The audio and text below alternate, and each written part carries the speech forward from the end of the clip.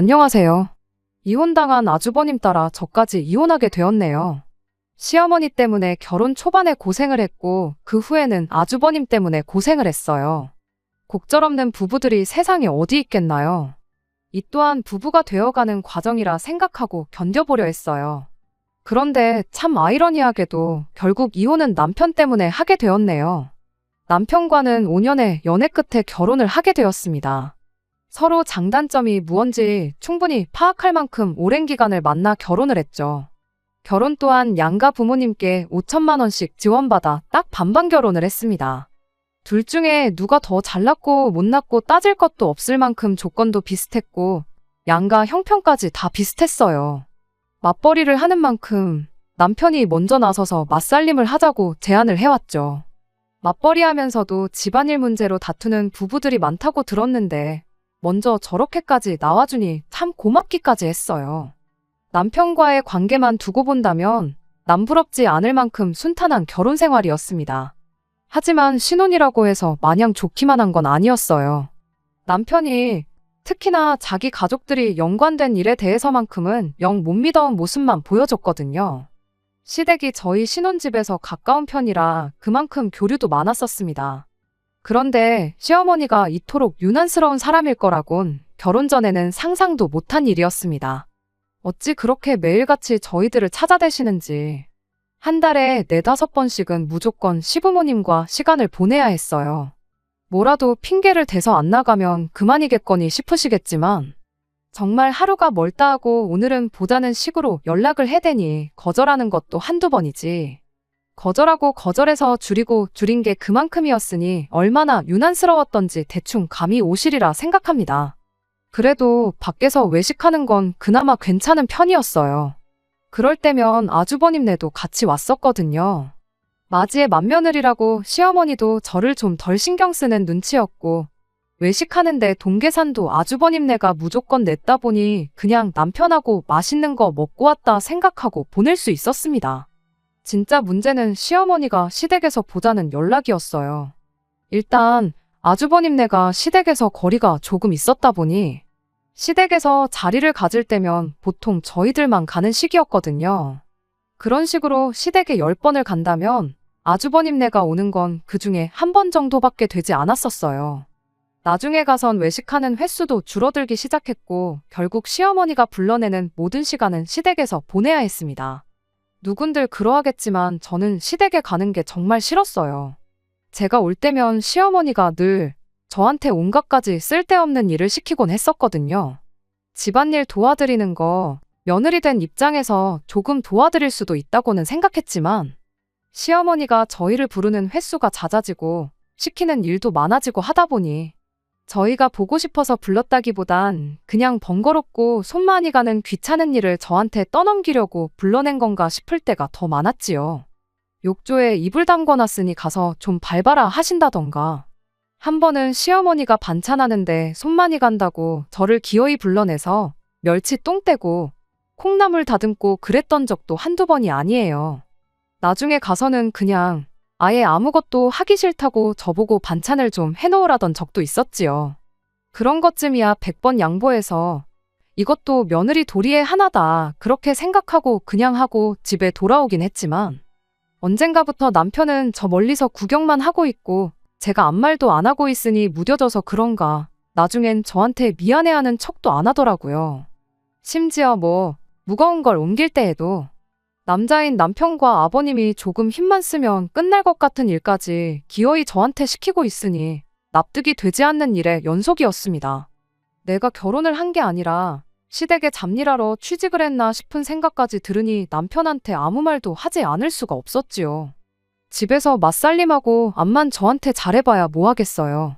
시어머니가 저한테 시키는 일이 힘든 일이고 쉬운 일이고 그런 걸 떠나서 틈만 나면 사람 불러내 쓸데없는 거 시키고 그러는데 남편이 나서서 속 시원하게 이 상황을 정리해주지는 못할 망정 시댁에 핑계대고 오늘은 못 간다고 말하는 것도 항상 저희 몫이었거든요. 그래서 결국 참다 못해 결혼하고 반년도 안 지나서 남편한테 이건 좀 아닌 것 같다고 한마디 꺼냈습니다. 시댁의 발길을 끊는 것까진 바래본 적도 없고 시어머니한테 나 좀 부려먹지 말라고 시원하게 한마디 해주는 건 더더욱 바란 적 없다고. 다만 그래도 시댁에서 시어머니가 나를 그렇게 부려먹고 있으면 당신이 도와줄 수 있는 건 도와줬으면 좋겠다고 단도직입적으로 이야기를 했어요. 그런데 남편이 그때 한다는 소리가 시댁, 그러니까 시어머니 앞에서만큼은 그냥 어머니가 시키는 대로 하고 자기는 아무것도 안 하게 가만둬줄 수 없냐는 소리를 하더라고요. 그 이유가 무언가 하니 형님 이야기를 꺼내더라고요.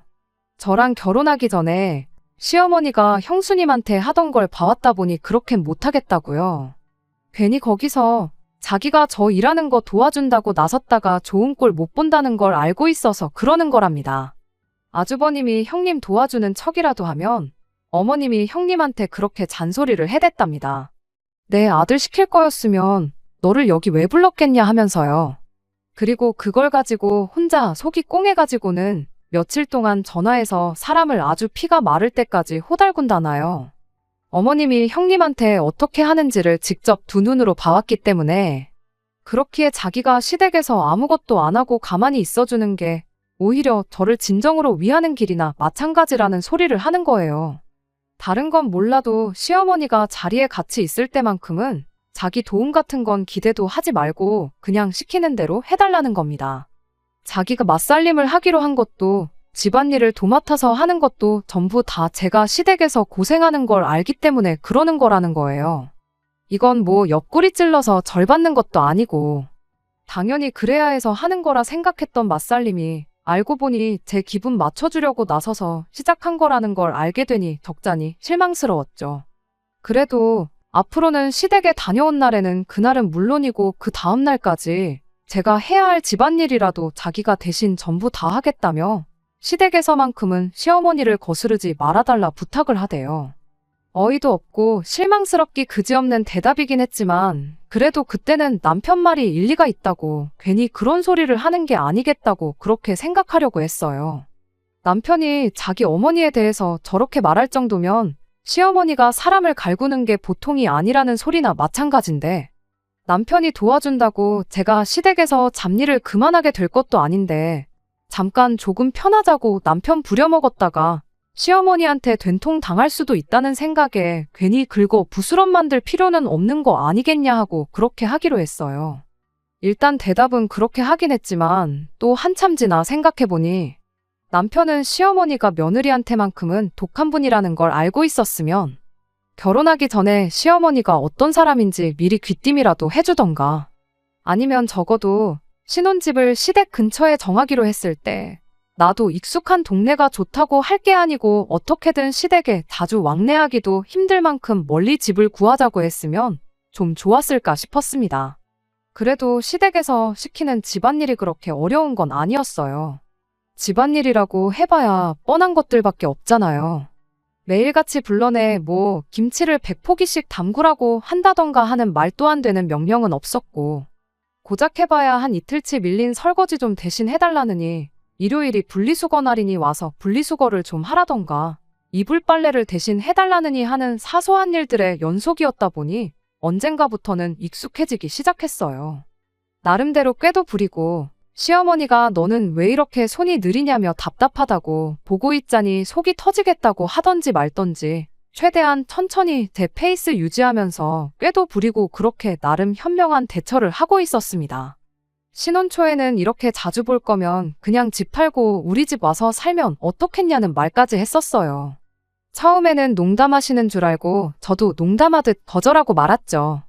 그런데 몇 번 더 같은 이야기가 나왔고 그때부터 저도 시어머니가 시키는 일을 일부러 천천히 하고 일부러 실수하고 그러기 시작하니 언젠가부턴 그런 말도 쏙 들어가고 그래서 참 다행이다 싶었습니다. 결혼 후 처음 맞는 명절날이 돼서 명절 음식을 그렇게 많이 준비하라고 할 때는 조금 경악스럽긴 했습니다. 같이 살자는 말에 농담으로라도 그렇게 하겠다는 말을 비슷하게도 꺼내지 않았던 게 참 다행이다 싶을 만큼요. 시댁이 따로 제사도 지내는 것도 아니었던 만큼 딱히 시댁에 다른 친척분들이 오시는 것도 아니고 기껏해야 저희들의 아주버님네, 시부모님 이렇게 6식구가 전부인데 그나마도 결혼 첫 해 2번의 명절을 보내면서 아주버님네는 따로 명절이라고 참석도 안 했는데 저는 뭘 그렇게 많이 부치고 하는지.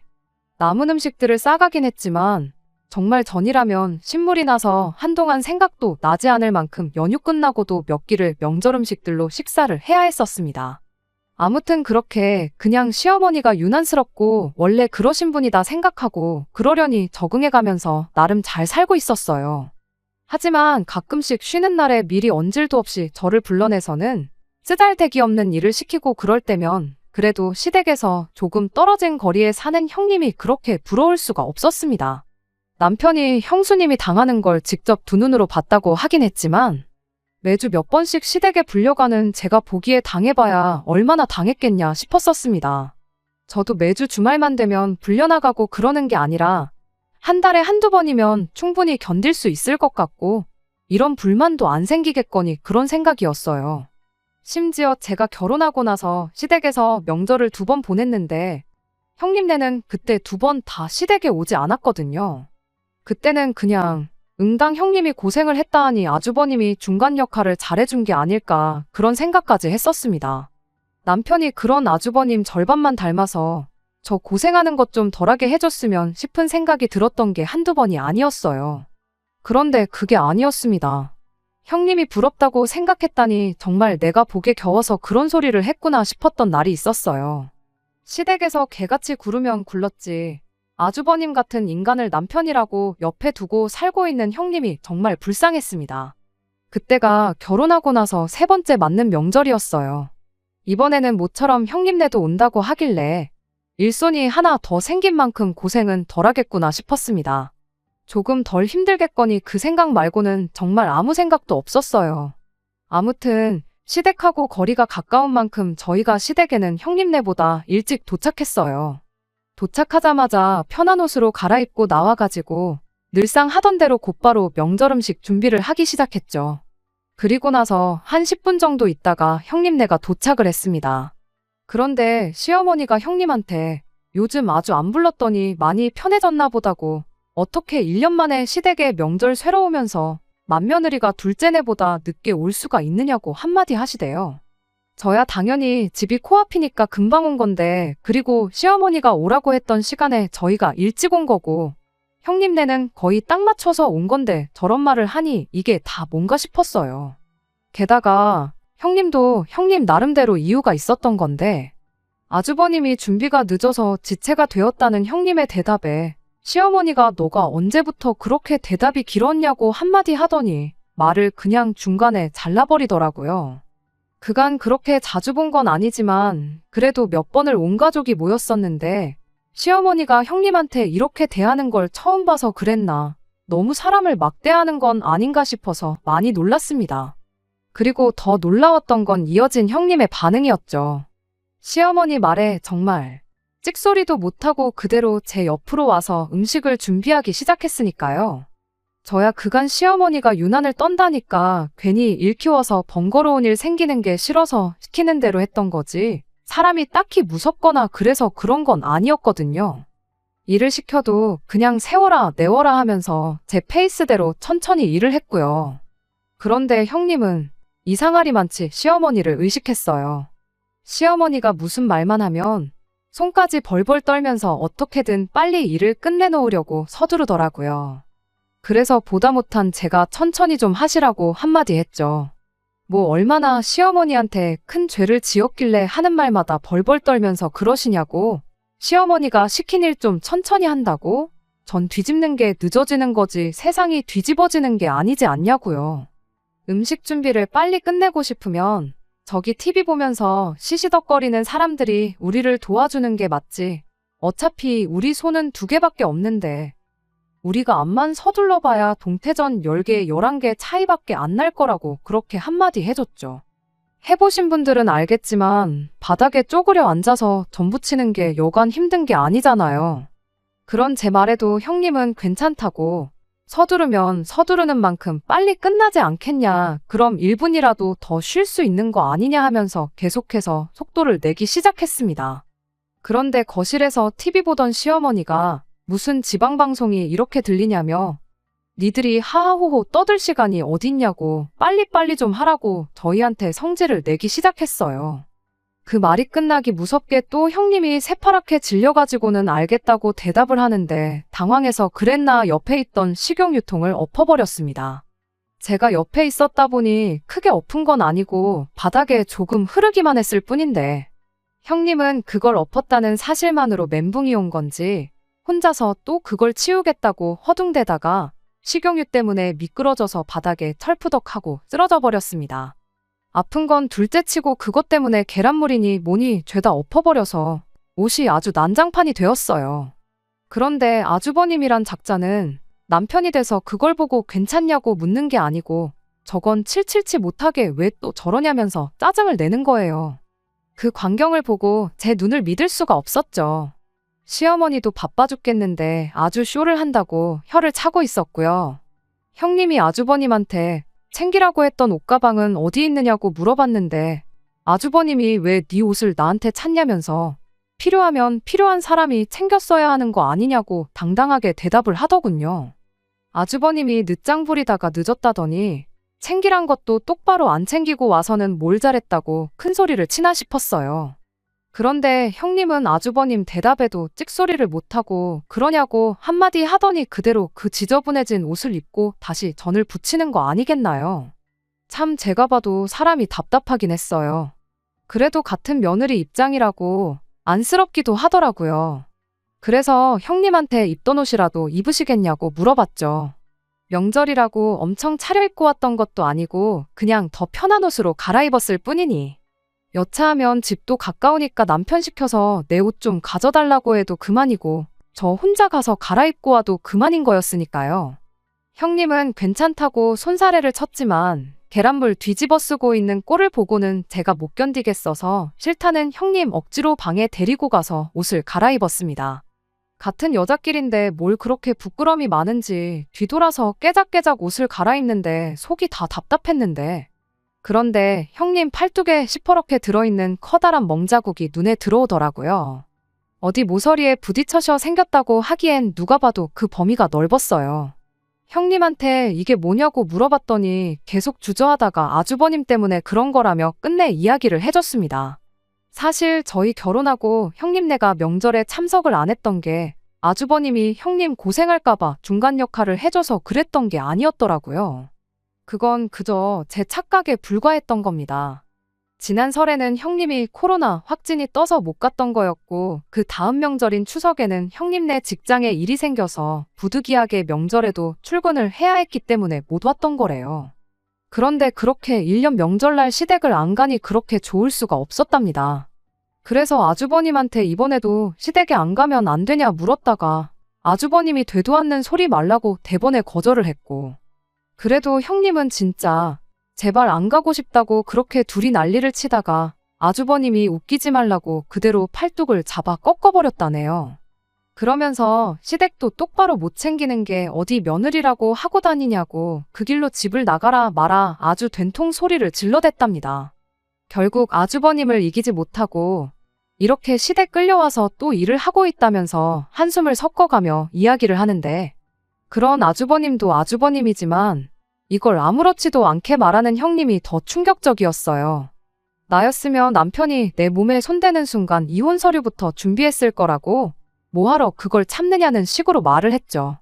형님은 그래도 내가 선택해서 한 결혼인데 이혼까지 할 게 뭐 있냐며 말을 아끼는 모습이었고 부부싸움은 칼로 물베기라는데 제가 이래라 저래라 한다고 해서 바뀔 것 같지도 않고 괜히 오지랖 부렸다가 저만 중간에서 이상한 사람 될 수도 있다는 생각에 그 다음부터는 말을 아꼈습니다.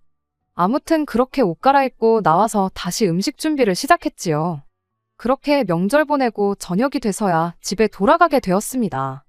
형님이 옷은 깨끗하게 세탁해다가 전해주러 오겠다고 했는데 택배로 보내주시면 될 걸 뭘 멀리 전해주러 오시냐고 되물은 제 말에 그래도 직접 전해주러 오겠다며 슬며시 웃고 말더라고요. 그 웃음의 의미가 뭔가 싶었는데 그렇게 반년이 좀 더 지나서 추석을 얼마 앞두고 형님이 저를 따로 불러내 충격적인 소식을 전해왔어요. 형님이 아주버님하고 이혼 소송에 들어갔다는 소식이었죠. 알고 보니 그동안 형님이 몰래 이혼을 준비하고 있었나 봐요. 저한테 이혼까지 할 게 뭐 있냐고 말을 아낀 게 나름 혼자서 이혼을 준비하고 있던 걸 들키고 싶지 않아서 그랬다는 걸 알 수 있었어요. 그리고 제 옷도 그때가 돼서 돌려받았죠. 아마 버틴다고 이혼을 못 해주진 않을 거라며 저한테 옷을 돌려주는데 그렇게 자신만만한 모습이 참 새로웠네요. 그냥 그 멍자국만 가지고도 충분히 이혼할 수 있을 만큼이었는데 그것 말고도 뭐가 또 엄청 많았나 봐요. 그동안 그냥 당하고만 있던 게 아니었던 거죠. 모아둔 자료가 너무 많아서 아주버님도 항소는 엄두도 못 냈고 결국 형님한테 위자료 2천만 원 주고 재산까지 분할해줘가며 끝내 이혼을 하게 되었답니다. 그러는 과정에서 시어머니도 형님한테 1,000만 원 위자료를 줘야 했고 그렇게 형님은 저희 가족과 완전히 남남이 되고야 말았습니다. 그 길로 고향으로 내려가서 분할받은 돈으로 사업까지 시작했다고 하는데 그냥 잘 지냈으면 좋겠다는 생각뿐이었어요. 아무튼 덕분에 저는 많이 편해지기는 했습니다. 며느리한테 막노동을 시키는 게 이혼 사유가 되고 나아가선 위자료까지 뱉어내야 한다는 사실을 직접 깨달았다 보니 그 뒤로 따로 저를 불러내거나 하는 일이 사라졌거든요. 그 후로 저희 시어머니는 주변 사람들한테 순진한 당신 아들이 아주 여우 같은 마누라 작전에 속아 넘어가서 돈까지 털리고 이혼당한 것처럼 이야기를 하고 다녔어요. 그런 모습을 보고 듣게 되니 저한테 그러신 것도 아닌데 어머님이 달리 보이더라고요. 솔직히 정이 많이 떨어졌네요. 아무튼 아무도 예상 못했던 아주버님의 이혼에 시어머니가 더 이상 저를 집으로 불러내지 않게 되었고 덕분에 제 삶이 그나마 편해지긴 했었습니다. 아주버님이야 안 됐지만 형님 생각해보면 형님한텐 잘된 일이고 더불어 시어머니한테 시달릴 일이 줄어든 저한테도 잘된 일이었죠. 고생 끝에 낙이 온다더니 이제야 정상적인 결혼 생활을 하게 되었구나 싶었어요. 한 고비 넘겼다고 생각했더니 산 넘어 산이라고 또 다른 고비가 저를 기다리고 있을 줄은 또 생각 못했습니다. 아주버님이 형님과의 이혼 때문에 재산 분할이다 위자료다 뭐다 해서 결국 살던 집을 정리를 하게 되었고 그렇게 시댁으로 들어와 살게 되면서 모든 게 시작되었습니다. 시어머니가 더 이상 저를 집으로 부르지 않는 게 그렇게 좋았는데 아주버님이 시댁에 들어오고부터는 시어머니가 아니라 아주버님이 제가 아니라 남편을 불러대기 시작했거든요. 마땅히 만날 친구도 따로 없던 건지 그렇게 아주버님한테 불려나가면 남편은 새벽 2시나 돼서 술을 진탕 마시고 집에 들어오고 그랬어요. 어쩌다 한두 번 나가면 이혼한 형이 불쌍해서 기분 맞춰주느라 그러는 거구나 하고 그냥 넘어갔겠지만 이건 뭐 시어머니가 집에 쓸데없는 일 시키려고 부르는 게 더 낫겠다 싶을 정도로 평일 주말 할 것도 없이 일주일에 서너 번씩 데리고 나가는데 남편은 그래도 형이 부르는데 어떻게 못 나간다고 하겠냐며 저보고 이해해달라는 식으로 나오는데 그 꼴을 보고 있자니 아주 미치고 팔짝 뛸 노릇이었죠. 그런데 매번 밖에서 마시고 놀고 하려니까 돈이 좀 아깝다는 생각이 들었나 봐요. 언젠가부터는 아주버님이 저한테 전화해서 남편하고 조용히 마실 테니까 저희 집에서 마시면 안 되겠냐는 식으로 연락까지 해왔어요. 집에서 마시면 제가 있는 만큼 불편해서라도 제 눈치가 보여서라도 술을 좀 덜 마시려나 싶었는데 제 생각이 완전히 빗나갔습니다. 오히려 집에서 마신다고 마음이 놓이는 건지 뒷일은 생각도 안 하고 술을 퍼마셔대고 그러더라고요. 그래도 남편은 제 눈치를 본다고 그런 건지 밖에 나가서 마실 때만큼 고주망태가 되지는 않았어요. 알아서 정신줄 딱 붙잡고 아주버님이 만취하면 택시를 불러서 아주버님을 집으로 보내고 그러는 시기였습니다. 나중엔 손흥민 축구 경기 본다고 평일 주말 가릴 것도 없이 저희 집에 와서 죽치고 있다가 가고 그러는데 정말 제 인내심에도 한계가 오기 시작했어요. 그러던 중 시어머니한테서 잠깐 좀 보자는 연락을 한 통 받게 되었습니다. 남편도 빼고 단 둘이서만 보자니 솔직히 좋은 예감이 들지는 않았어요. 아니나 다를까 시어머니가 저를 보자마자 여지껏 평생 한 번을 해준 적 없는 칭찬을 늘어놓기 시작했습니다. 당신이 사람 보는 눈이 없어서 어디서 별 그지 같은 걸 맏며느리라고 데려왔었는데 맏며느리 복은 없어도 너만큼은 진짜 잘 데려온 것 같다는 말을 하는데 그 말도 어이가 없었죠. 뭐 며느리 자리를 면접 보고 받은 것도 아니고 데려왔다는 표현부터가 얼마나 거슬리던지. 근본도 없고 가진 것도 없는 거 맏며느리라고 데려와서 그렇게 잘해줬건만 받아준 은혜도 모르고 이렇게 남편과 시부모 뒤통수를 치고 튈 줄은 몰랐다며 형님과 저를 비교해가며 칭찬을 해대는데 칭찬을 받고도 기분이 이렇게 나쁜 적은 그때가 제 인생에 있어서 최초인 것 같습니다. 본론은 나오지도 않았는데 별 얼토당토하는 칭찬을 하고 있는 것도 솔직히 좀 불길했어요. 아니나 다를까 시어머니가 니들 요즘 사이좋게 지내는 게 참 보기 좋다며 형제간의 우애에 대해서 일장연설을 늘어놓기 시작하더니 난데없이 저한테 아주버님도 저희 집에 같이 데리고 살아주면 어떻겠냐는 말을 꺼내더군요. 첫째한테는 잘 이야기해서 생활비 넉넉하게 한 100만 원 정도 보태라고 그렇게 말해놓겠다 하면서요. 그 말을 듣자마자 생각하고 자시고 할 것도 없이 싫다고 말하고 자리에서 일어났어요. 우애가 좋아도 남편하고 아주버님이 좋은 거지 저랑 좋은 건 아니지 않냐고. 안 그래도 아주버님 때문에 스트레스가 이만저만이 아니었는데 우리 집에 자주 찾아오는 걸 가지고 어머님이 그렇게 착각하실 줄은 몰랐다고. 이참에 아주버님 우리 집은 물론이고 우리 집 근처에도 얼씬도 못하게 해야겠다 말하고 자리에서 나왔죠. 시어머니는 저를 쫓아나와서 한다는 소리가 다 늙어서 이제 너네 시아버지 하나 챙기기도 벅찬데 장남까지 있으니 몸이 하나 더 있어도 모자라다면서 꼭 좀 그렇게 해달라고 재차 부탁을 하더라고요. 당신이 몸이 성했으면 그간 주말에나 평일에나 저를 불러내서 집안일을 시켰겠냐면서요. 요즘 그렇게 불러내지 않으니 너가 힘들 게 뭐가 있겠냐면서 꼭 좀 아주버님을 우리 집에 데리고 살아달랍니다. 그간 그래도 불만 없이 나름 현명하게 잘 대처했다고 생각했는데 2년 가까운 세월 동안 저도 쌓인 게 많았나 보더라고요. 그 말을 듣자마자 대번에 지금 시댁에서 식모노릇 안 시키는 걸 생색이라고 내고 있는 거냐고 시어머니한테 한마디 쏘아붙였습니다. 다른 집이면 당연히 안 시킬 시자 갑질을 가지고 그거 이제 안 할 테니까 아주버님을 데리고 살라는 게 시집살이 걸고 협박하는 거랑 뭐가 다르냐고 한마디 따졌어요.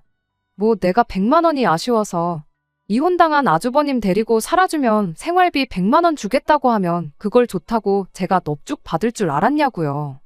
아주버님이 혼자 나가 살아도 한 달 생활비 그 정도는 들 거라고. 아니 월급 전부를 저한테 다 준다고 해도 같이 살 생각 없으니까 말도 안 되는 소리 좀 하지 말라고 했죠. 그랬더니 시어머니는 그 와중에도 지나가는 사람들 보기 쪽팔리다면서 저보고 목소리 좀 낮추라고 딴소리를 하는 겁니다. 그러더니 결혼할 때 지원해준 5천만 원 이야기까지 꺼내더군요. 같이 살기 싫으면 그 돈이라도 돌려받아서 아주버님 나가 살 집이나 알아봐야겠다고요. 뭐 5천만 원은 지들만 해준 줄 아나.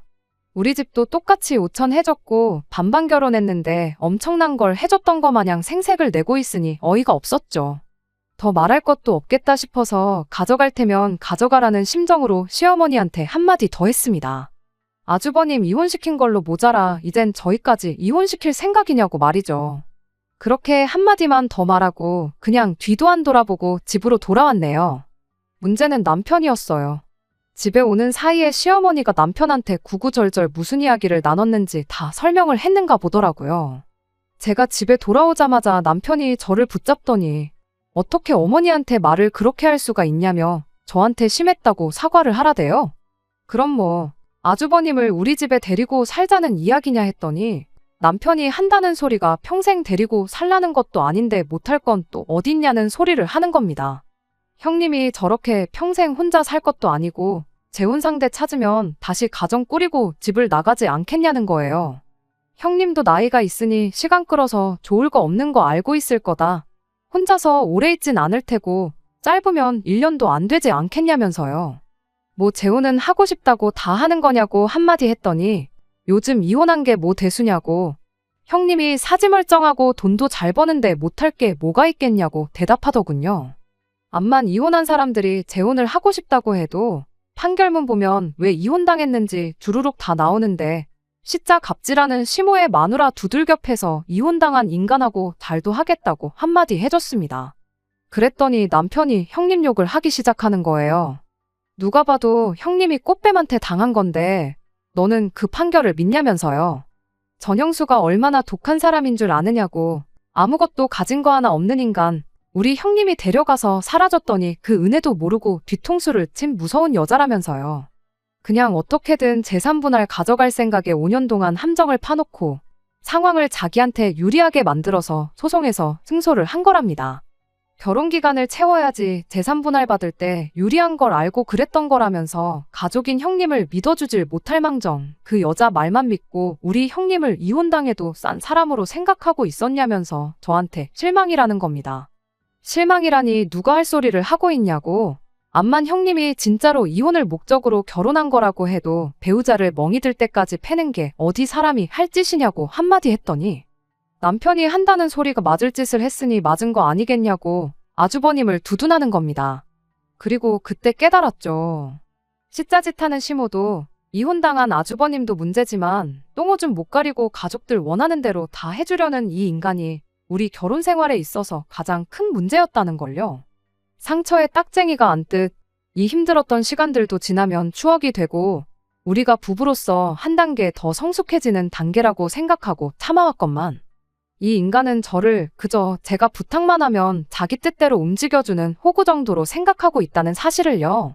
맞을 짓을 하면 맞아도 싸다는데 시모뜻에 거역하고 아주버님 무시했다간 이 인간이 나한테 손을 대는 날도 머지 않겠다는 확신이 생겼고 두말할 것도 없다 싶어서 그 길로 남편한테 이혼하자는 이야기를 꺼냈습니다. 나는 형님처럼 5년이나 기다릴 것도 없다고. 어차피 반반 결혼했고 니네 엄마가 그 와중에 5천만 원도 가져가겠다 했으니 그거 감안해서 5천만 원 제하고 절반 가져가겠다. 그렇게 한마디 해주고 그냥 그 길로 꼴도 보기 싫어서 그냥 집을 나왔어요. 친정도 너무 멀리 있고 당장 어디 가 있을 곳도 없어서 방황하고 있었는데 1시간도 안 지나서 남편한테 다시 이야기 좀 해보자며 미친 듯이 연락이 오더라고요. 시댁도 가까운데 내 집에서 내가 나갈 게 아니라 남편이 시댁으로 꺼지면 될 것 같아서 당신이 시댁으로 가 있어라고 한마디 할 생각으로 집에 돌아갔더니 집에는 시어머니도 함께 자리에 있었습니다. 어머님은 여기 왜 와 계시냐고 결국 둘째 아들까지 이혼당하는 거 실시간으로 구경하러 오셨냐고 한마디 했더니 시어머니가 쩔쩔매기 시작하면서 자기가 잘못 생각했던 것 같다며 사과를 해오더군요. 5천만 원 내놓으라고 한 것도 사실 홧김에 그런 거라고 당신이 오죽 답답했으면 그랬겠냐면서요. 자식들 잘 되길 바라는 게 부모 마음이라고 너도 앞으로 애 낳고 키우다 보면 내 심정이 무엇인지 이해할 거다 하면서 쩔쩔매는데 그러는 시어머니한테 한마디 또 해줬습니다. 자식 잘 되길 바라시는 분이 며느리들이 한을 품고 이혼을 결심할 때까지 사람을 그렇게 못 살게 구셨냐고요. 그래도 너무 죄책감 갖지 마시라고. 이혼 사유를 100이라고 본다면 어머님 때문에 이혼하는 건 그중에 한 30에서 40 정도밖에 안 될 거라고요. 판사님도 아주버님 위자료 2천 주라고 할 때 어머님한테는 1,000만 원만 하라고 하지 않았었냐고. 진짜 이혼 사유는 모자란 어머님의 두 자식들한테 있는 거니 자책하실 필요 없고 이제부터라도 두 아들 다시 품에 끼고 살면서 새로운 사람 만나서 새 가정을 꾸릴 때까지 모자란 거 잘 가르쳐 주시라 그렇게 한마디 하고 두 사람들 집에서 쫓아내버렸습니다. 그리고 1년 조금 안 되는 지리한 싸움 끝에 결국 저도 이혼을 하게 되었어요. 재산 분할은 애초에 반반 결혼을 했다 보니 더 계산할 것도 없이 절반 가져왔습니다. 돈을 만드는 과정에서 남편이 집을 정리할 수 없었기에 아주버님이 이혼당해서 가져온 걸로 그 돈을 충당했죠. 집을 정리할 수 없던 이유는 안 봐도 뻔했습니다. 시어머니가 아버님 하나도 힘든데 두 자식들까지 당신 품에 다시 끼고 살려니 그게 답도 없다고 느껴진 건지. 절대로 집에 기어들어올 생각 말라고 강하게 나오는 바람에 둘이서 그 집에 같이 살기로 했는가 봐요. 살림이야 남편이 자라니 둘이서 밥 굶고 그러지는 않겠죠. 시어머니는 자기도 하기 싫은 걸 왜 저한테 떠넘기려고 했는지 모르겠어요. 덕분에 저도 새 인생 찾을 수 있었으니 이유는 불문하고 저한테는 좋은 일이라 생각할 수 있겠네요. 다른 건 모르겠고 시어머니의 두 자식들이 재혼만큼은 안 했으면 좋겠다는 생각밖에 안 드네요. 괜히 아무 죄도 없는 사람 인생 망치지 말고 의좋은 형제들끼리 평생을 그 집에 둘이서 살았으면 합니다. 저보다 먼저 이혼한 형님도 얼마 전에 만났어요. 얼굴색도 훨씬 좋아지고 제잘제잘 말도 많고 사람이 아예 달라졌더라고요. 지금 만나는 사람도 있고 결혼까지 생각하고 있다고 하는데 최악을 경험했다 보니 그 누구를 만난들 마냥 행복할 수 있는 걸까요? 저는 당장에는 다시 결혼을 한다는 게 엄두도 나지 않거든요. 저도 뭐 시간 지나면 괜찮아질런지 모르겠지만 당장은 제 한 몸 건사하는 것만 생각하면서 살 생각입니다. 끝까지 들어주셔서 감사합니다. 오늘의 사연은 여기까지입니다. 구독과 좋아요, 알람 설정 부탁드리고 더 좋은 사연으로 다시 찾아뵙겠습니다. 감사합니다.